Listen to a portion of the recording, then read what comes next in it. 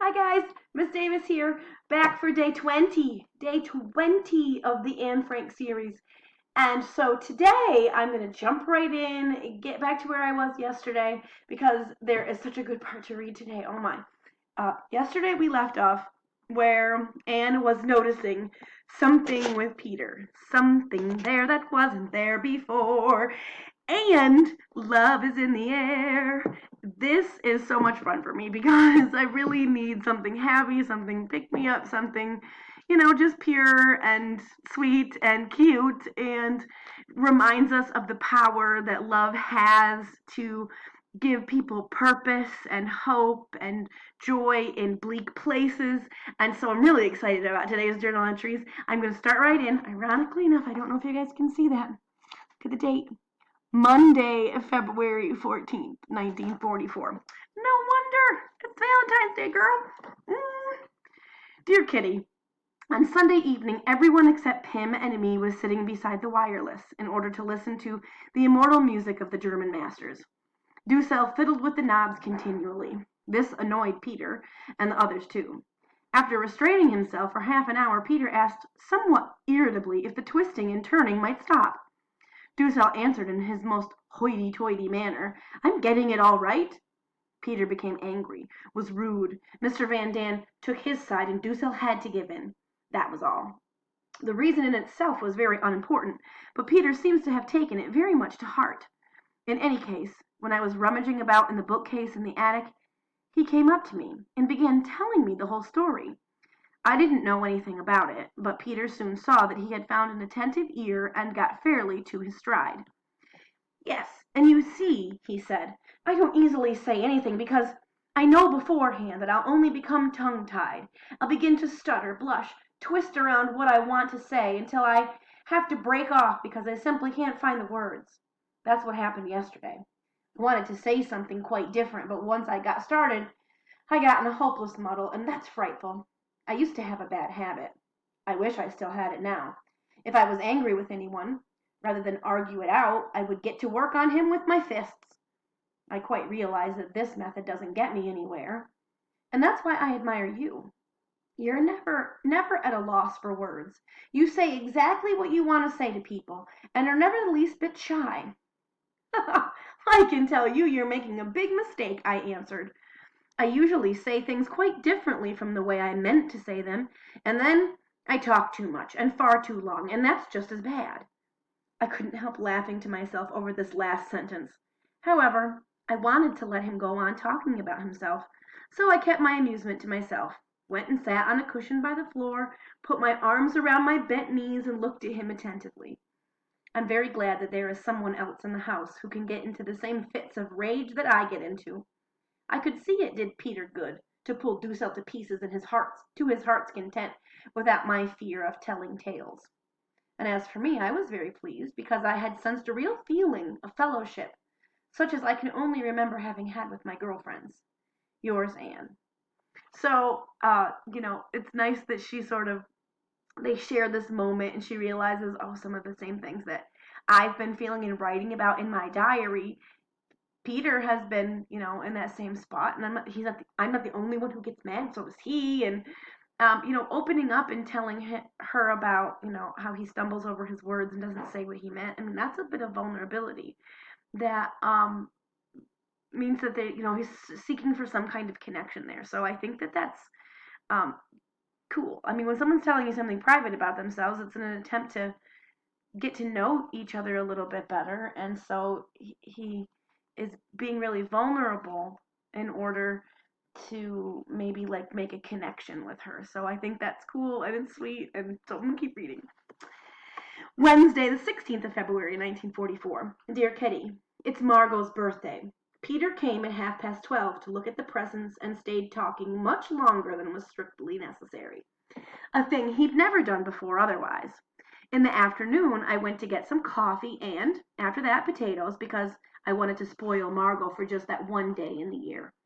I went through Peter's room. He took all his papers off the stairs at once, and I asked whether I should close the trapdoor to the attic. "Yes," he replied. "Knock when you come back, then I'll open it for you." I thanked him, went upstairs, and searched at least 10 minutes in the dark barrel for the smallest potatoes. Then my back began to ache and I got cold. Naturally, I didn't knock, but opened the trapdoor myself. But still he came to meet me most obligingly and took the pan from me. "I've looked for a long time. These are the smallest I could find," I said. "Did you look in the big barrel?" "Yes, I've been over them all." By this time I was standing at the bottom of the stairs, and he looked searchingly in the pan, which he was still holding.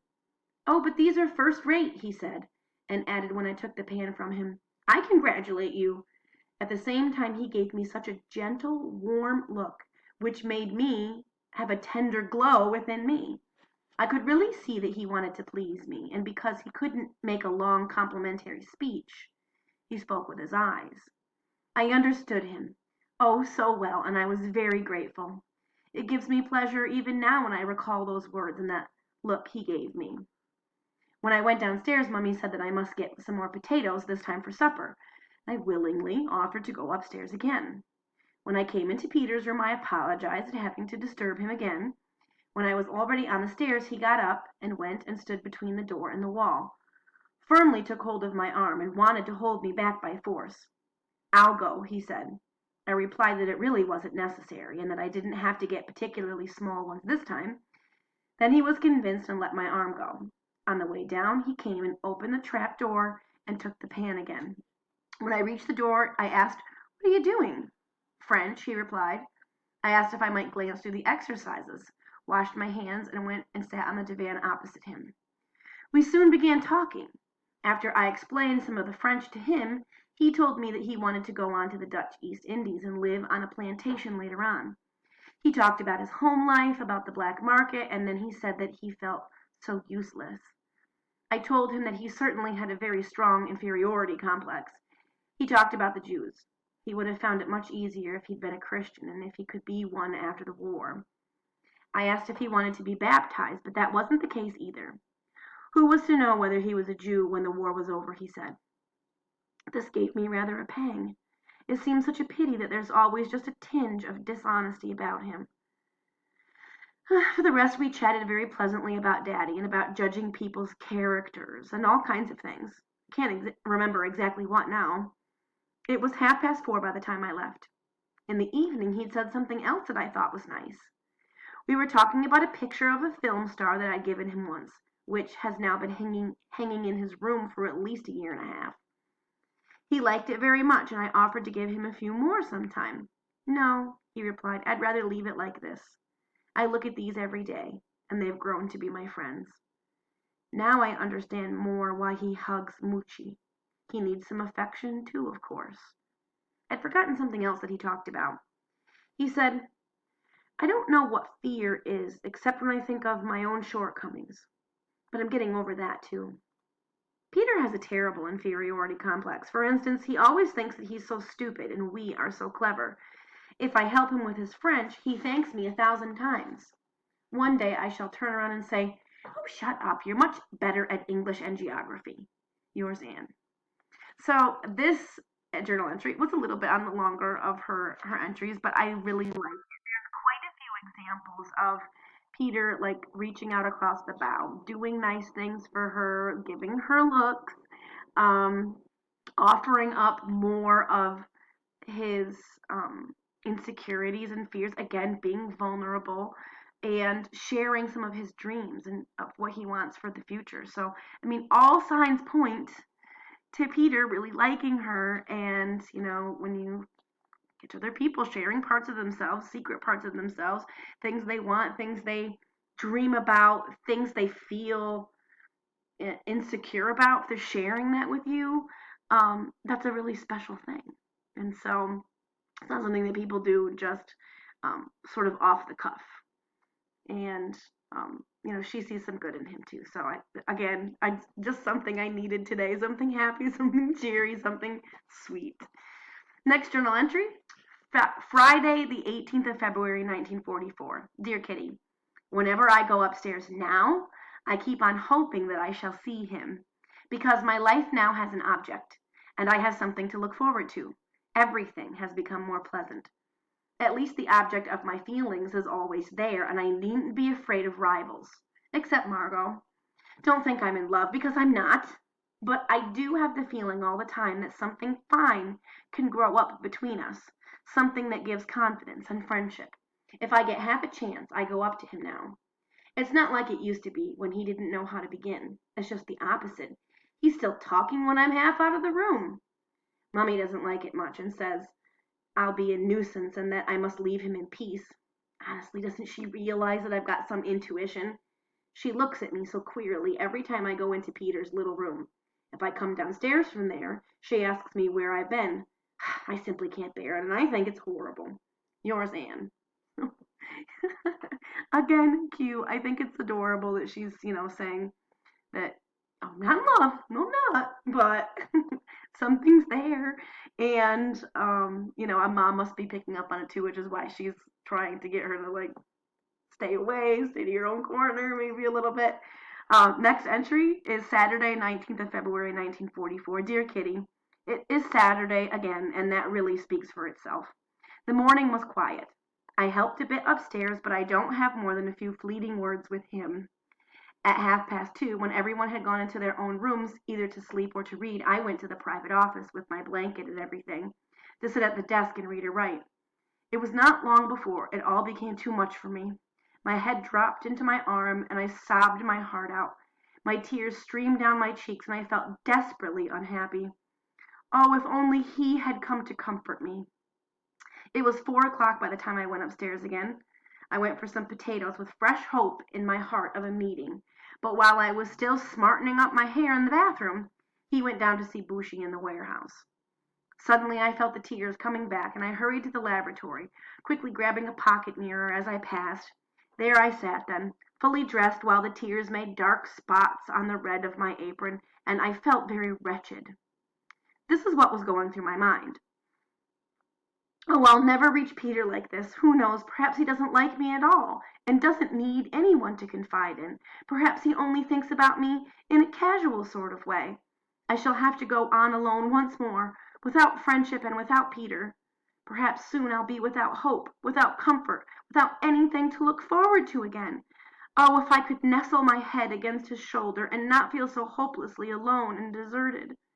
Who knows? Perhaps he doesn't care about me at all, and looks at the others in just the same way. Perhaps I only imagined that I was special. Oh, Peter, if only you could see me or hear me. If the truth were to prove as bad as that, it would be more that I could bear. However, a little later, fresh hope and anticipation seemed to return, even though the tears were still streaming down my cheeks. Yours, Anne. So, this little bit of tearful worry from Anne, it's I guess a sign that she does really like him, and she is asking sort of rhetorically, I mean, does he like me? Does he think I'm special? Oh, I don't know. And she's almost like wishing that he would come and ask her, what's the matter? Oh no, Anne, why are you crying? What's wrong? Let me comfort you. It's it's terribly cute and sweet, and I think at certain points in my young life, a long, long time ago, because I've told you guys lots of times, I'm old now. Um, maybe a thought in my head might have been, oh, I'm sad. I wish the boy I liked would come and comfort me, or notice that I'm upset, or oh, walk through the door right now. And so I guess I understand that that's normal, that's natural, that's universal. Everybody who's ever had a crush on anybody and wasn't sure if they liked them back really, really has felt the same way that Anna's feeling, boy or girl, or 1940s or 1990s or 2020. It's all kind of the same. So those are my thoughts for the day. Those are my musings. I appreciate you spending some time with me and Anne Frank, having a, a love-filled day, and reminding ourselves that love really is the thing that keeps us going, that gives us hope and joy and purpose and passion inside of uncertain times and even regular times. So I'll see you guys all tomorrow. Have a great night.